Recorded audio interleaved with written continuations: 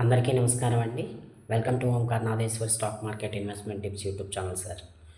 ఇవాళ మనం తెలుసుకోబోతున్న అప్డేట్ ఏంటంటే, మార్కెట్లు యుద్ధ ప్రభావంతో కాస్త కిందకి వెళ్ళే అవకాశం అయితే ఉంది కనుక అందరూ కూడా కాషన్‌తో ఉండండి. పుట్లు కొన్న వాళ్ళు బహుశా ఒకవేళ హ్మ్, ఓపెనింగే గనక గ్యాప్ డౌన్‌లో ఓపెన్ అయితే వెంటనే ప్రాఫిట్స్ బుక్ చేసుకోవడంలో ఆలోచన చేయకండి. అదేవిధంగా నెక్స్ట్ మరొక విషయం అండి.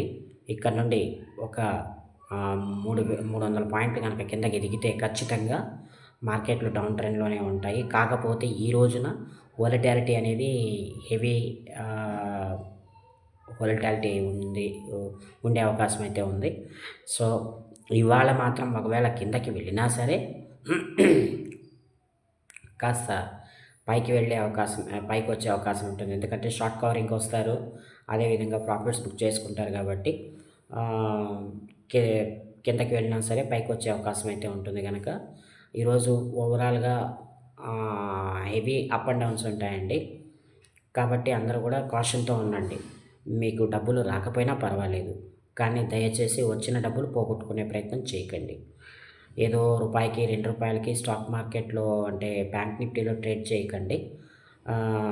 ఒక 5, 10 పాయింట్లు ప్రాఫిట్స్ రాంగానే ఎగ్జిట్ అవ్వండి. నిఫ్టీలో కూడా ఇదే పరిస్థితి. సో, నెక్స్ట్ మరొక విషయం అండి. ఈ రోజున మనము ప్రాఫిట్ బుక్ చేసుకోవాల్సిన స్టాక్స్ ఏంటనంటే ఇది మన కెనరా బ్యాంక్ ప్రాఫిట్స్ బుక్ చేసుకోవాలండి.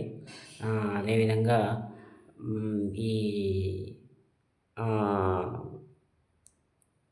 మరొక స్టాక్ ఏంటినంటే ఈ మోర్ఫెన్ ల్యాబ్ బై చేయాలి.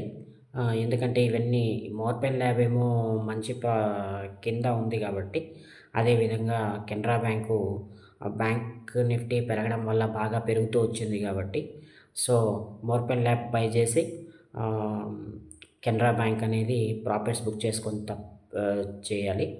సో, తప్పనిసరిగా ఈ పద్ధతులు పాటించిన వాళ్ళకి మాత్రమే ఈ రోజున స్టాక్ మార్కెట్‌లో లాభాలు వస్తాయండి. దయచేసి గమనించండి.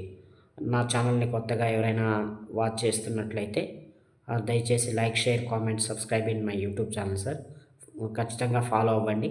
మంచి మంచి స్టాక్ మార్కెట్ టిప్స్ నా దగ్గర నుంచి తీసుకోండి. So, thank you very much sir. మరొక షార్ట్ వీడియోలో మళ్ళీ కలుద్దాం.